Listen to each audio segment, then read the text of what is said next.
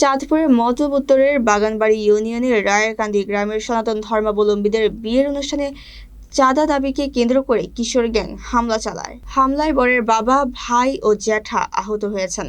ঘটনাটি ঘটে বৃহস্পতিবার রাত 9:30টার দিকে। আহতরা হলেন ত্রিনাথ বিশ্বাস, বাবুলাল বিশ্বাস ও বৃজন রানী।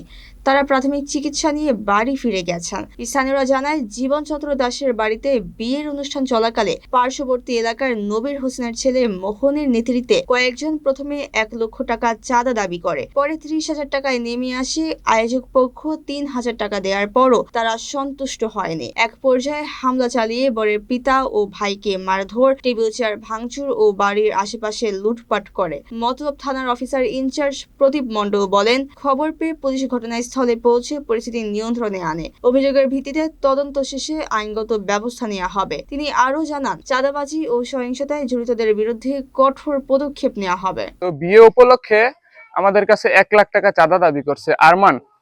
তো আরমান 1 লাখ টাকা চাঁদা দাবি করার পরে আমি ওকে না করছি। না করার পরে আমার বড় ভাই থেকে 30,000 টাকা আবার চাঁদা দাবি করছে।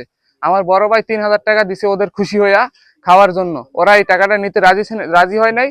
পরবর্তীতে আবার আইসা ওই টাকা নিয়ে গেছে। তারপরে ওদের এই টাকা হয় নাই, ওরা আরো টাকার দাবি করছে। সেজন্য এই নিয়ে গ্যাঞ্জাম করছে, আমাদের বাড়িতে আইসা আমাদের হামলা করছে।